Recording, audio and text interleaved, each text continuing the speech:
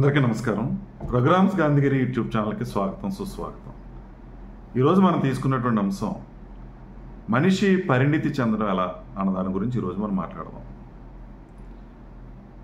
ఏ మనిషి అయినా నిరంతరం తనను తాను మార్చుకుంటూ పరిణితి చెందుతూ తన యొక్క క్యారెక్టర్ని ఎప్పటికప్పుడు అభివృద్ధి పరుచుకుంటూ ముందుకు వెళ్ళినప్పుడు మాత్రమే ఆ మనిషి ఈ సమాజంలో సమర్థవంతంగా నెగ్గుకు రాగలుగుతాడు.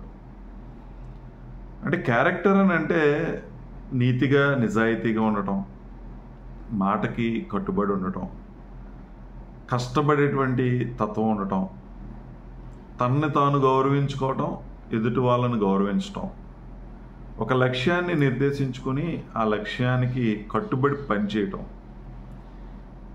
ఇటువంటి మంచి లక్షణాలు మనిషి అలవాటు చేసుకుంటే ఆ మనిషిని క్యారెక్టర్ ఉన్నటువంటి వ్యక్తిగా మనం చెప్పచ్చు.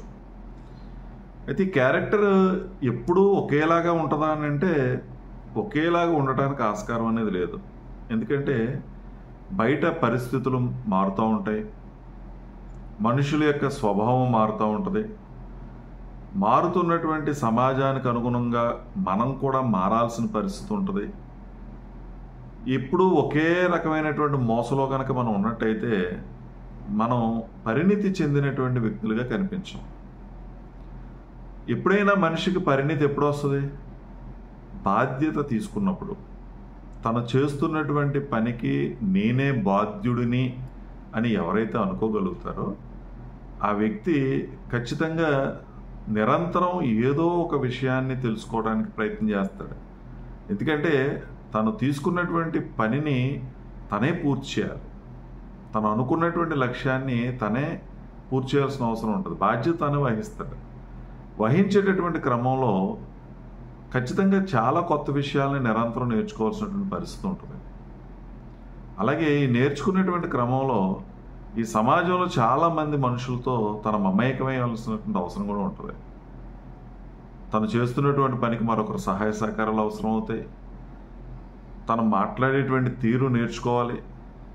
ఎదుటి వ్యక్తికి మాట్లాడుతున్నటువంటి దానికి అనుగుణంగా స్పందించాల్సిన అవసరం ఉంటుంది. తన భావాలు ఏదైతే ఉన్నాయో భావాలని తనలో తాను దాచుకుంటూ బయటికి ఎంతవరకు ప్రకటించవచ్చో అంతవరకు ప్రకటించాల్సిన అవసరం ఉంటుంది. భావోద్వేగాలు ఉంటాయి. ఈ సమాజంలో కలిసి బ్రతికేటప్పుడు రకరకాలైనటువంటి ఎమోషన్స్ ఉంటాయి. ఎదుటి వ్యక్తి మీద కొన్ని సందర్భాల్లో కోపం వస్తుంది. ఆ కోపాన్ని ప్రదర్శించవచ్చో ప్రదర్శించకూడదో తెలుసుకోగలగటం అనేదే పరిణితి చెందడం అంటాం. ప్రదర్శించాల్సిన పరిస్థితి వస్తే ఏ స్థాయిలో ఎంతవరకు ప్రదర్శించవచ్చు, దానివల్ల వచ్చేటటువంటి పర్యవసానాలు ఏంటి, దాన్ని ఏ రకంగా మనం ఎదుర్కోగలుగుతాం, ఇవన్నీ కూడా ఆలోచించుకోగలిగినటువంటి స్థాయికి మనిషి రావాలి. ఇవేమో ఆలోచించకుండా మన ఇష్టం వచ్చినట్టు మన భావ ప్రకటన చేసేయటం, భావోద్వేగాలను ప్రదర్శించడం, ఎదుటి వ్యక్తి మీద చూపించటం, లేదా కొన్ని సందర్భాల్లో ఈ ఎమోషన్ బేస్డ్గా మనమే కొన్ని నిర్ణయాలు తీసుకోవటం, రిజర్వ్డ్గా ఉండిపోవటం, డిప్రెషన్లోకి వెళ్ళిపోవటం, ఎవరితోనో కలవకుండా ఉండటం, జీవితం మీద ఒక నిరాశ నిస్పృహ వచ్చేయటం, చేస్తున్నటువంటి పనిని వదిలిపెట్టేయటం, ఇవన్నీ కూడా జరిగేటటువంటి పరిస్థితి ఉంది. అయితే ఎప్పుడూ మనిషి తను అనుకున్నది సాధించాలి అని అంటే ఒక పరిణితి చెందినటువంటి వ్యక్తిగా ప్రవర్తించగలిగినప్పుడు మాత్రం అది సాధ్యమవుతుంది. అంటే ప్రతిదీ ఒక విశ్లేషణ చేసుకోగలగటం, నీ వయసు రీత్యా కాకుండా జరుగుతున్నటువంటి సంఘటన రీత్యా కొన్ని సందర్భాల్లో చాలా అనుభవం కలిగినటువంటి వయసులో పెద్ద వ్యక్తులకు ఉన్నటువంటి అనుభవాన్ని ప్రదర్శించాల్సిన పరిస్థితి వస్తుంది. కొన్ని సందర్భాల్లో చిన్నపిల్లవాడిగా ఆలోచించాల్సినటువంటి సందర్భం కూడా వస్తుంది. సో అందుకని నువ్వు ఏ వయసులో ఉన్నా కూడా అక్కడ జరుగుతున్నటువంటి సంఘటనకి, అక్కడ మనుషులు ప్రవర్తిస్తున్నటువంటి ప్రవర్తనకి, ఆ సిచ్యువేషన్కి అనుగుణంగా మనం మార్చుకోగలగటం, మన ప్రవర్తనని మనం చూపించుకోగలగటం, ఇది చేయగలిగినప్పుడే మనిషి పరిణితి చెందినటువంటి వ్యక్తిగా మనం చెప్పొచ్చు. చాలా సందర్భాలు మనం అంటాం చిన్నపిల్లల్లో వ్యవహరిస్తున్నాడు రా అని. చాలా సందర్భాల్లో కూడా చెప్తూ ఉంటాం పెద్ద ఆరిందలా మాట్లాడుతున్నాడు రా అని. అంటే ఈ రెండు ఎందుకు వస్తాయి? మనం ప్రవర్తించేటటువంటి తీరులో మనం కొన్ని జాగ్రత్తలు తీసుకోకపోవటం వల్ల. అందుకని మనం పరిణితి చెందినటువంటి వ్యక్తిగా ఉండటం, వ్యక్తిత్వాన్ని ఎప్పుడు కూడా హననం జరిగే విధంగా కూడా మన ప్రవర్తన లేకుండా అది ఒక్క మన వ్యక్తిత్వమే కాకుండా ఎదుటి వ్యక్తుల యొక్క వ్యక్తిత్వాన్ని కూడా హననం చేసే విధంగా మన ప్రవర్తనలో ఉండడానికి వీలు లేకుండా చూసుకోగలగటం. అందుకని ఈ పరిణితి అనేది ఒక రోజులో సాధ్యపడేది కాదు. ఇది ఒక నిరంతరమైన ప్రక్రియ.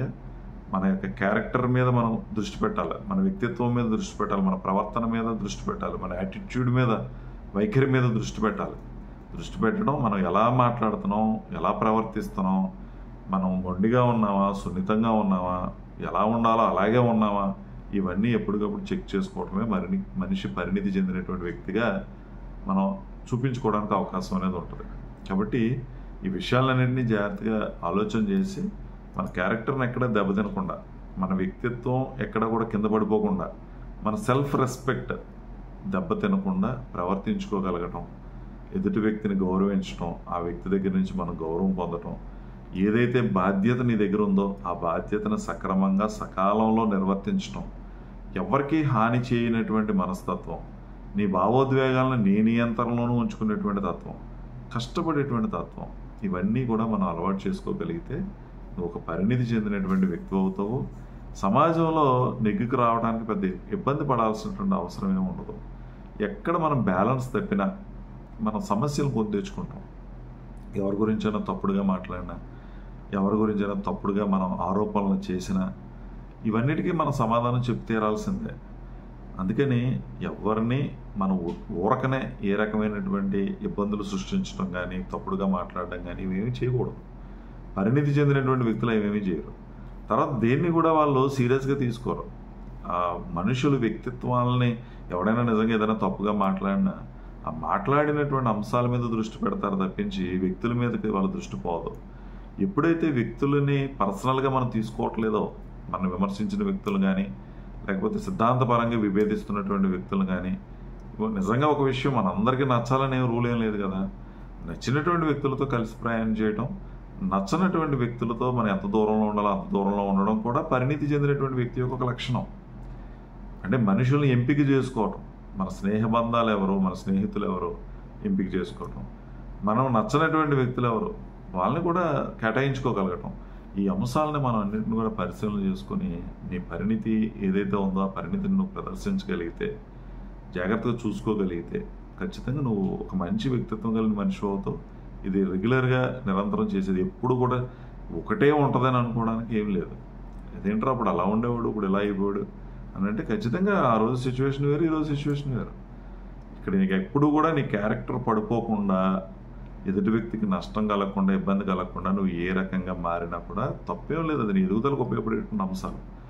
కానీ మనం ఎదిగాం కదా అని అహంకారం వచ్చేయటం, ఎదుటి వ్యక్తిని చులకం చేసి బాగా చూడటం, లేదా మనుషుల్ని తారతమ్యాలు చూసి వాడి యొక్క కులాన్ని చూసో, మతాన్ని చూసో, డబ్బుని చూసో, వాడికి ఉన్న బలాన్ని చూసో, అధికారాన్ని చూసో మనుషులు మారడం అనేది కాకుండా, ఎప్పుడూ నీ వ్యక్తిత్వం విషయంలో నువ్వు జాగ్రత్త తీసుకొని వాడు ఎలాంటి వాడైనా సరే మనిషి మానవత్వంతో ప్రవర్తించడం, మనిషిని మనిషిలో చూడటం, అతన్ని సమానంగా చూడడం, ఇవన్నీ కూడా మనం అలవాటు చేసుకుంటే అది మనం పరిణితి చెందినటువంటి వ్యక్తులు అవుతాం. మనిషి ఎదిగే కొలది ఒదిగితే పరిణితి చెందిన వ్యక్తి అవుతాడు.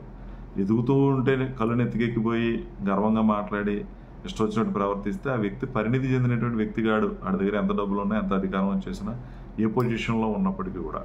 కాబట్టి మీరు కూడా మీ క్యారెక్టర్ విషయంలో లేదా మీ పరిణితి విషయంలో జాగ్రత్తగా అబ్జర్వ్ చేసుకోండి, మంచి వ్యక్తులుగా తయారవ్వండి, వ్యవహారాలని చక్కగా నడిపేటటువంటి లౌక్యాన్ని సంపాదించుకోగలగండి. ఎక్కడా మన సెల్ఫ్ రెస్పెక్ట్ దెబ్బతినకుండా, మన గౌరవం పోకుండా ఎదుటి వ్యక్తిని గౌరవించడం, ఎదుటి వ్యక్తి నుంచి నువ్వు ఏం ఆశిస్తున్నావో ఆశించినటువంటి ప్రయోజనాన్ని పొందడం, ఎదుటి వ్యక్తి నుంచి ఎప్పుడైతే ప్రయోజనం పొందామో ఆ వ్యక్తి పట్ల కృతజ్ఞత కలిగి ఉండటం, మనకు అవసరమైనప్పుడు మనం చేయగలిగినప్పుడు ఆ వ్యక్తులకి సహాయ సహకారాలు అందించగలగటం, ఇటువంటి రిలేషన్స్ ఎప్పుడైతే మనం మెయింటైన్ చేసామో అప్పుడు మనం మంచి వ్యక్తులు కింద అవుతామో ఈ మానవ సంబంధాలు ఎట్టి పరిస్థితుల్లో దెబ్బతినేటువంటి పరిస్థితి కూడా ఉండదు. సమస్యలు కూడా చాలా మటుకి అవి వాటంతటా అవే సాల్వ్ అవ్వడానికి కూడా ఇది ఒక ప్రధానమైనటువంటి ఆయుధంగా ఉపయోగపడే అవకాశం అనేది ఉంటుంది.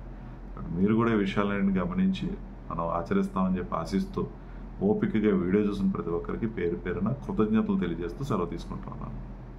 ఈ వీడియో మీకు నచ్చినట్లయితే లైక్ చేయండి, షేర్ చేయండి, కామెంట్ చేయండి. మరిన్ని వీడియోల కోసం ప్రక్కనే ఉన్న బెల్ ఐకాన్ ను క్లిక్ చేయండి. నా ఛానల్లో వచ్చే మరిన్ని ఇంట్రెస్టింగ్ వీడియోల కోసం సబ్స్క్రైబ్ చేయండి రఘురామ్స్ గాంధీగిరి యూట్యూబ్ ఛానల్.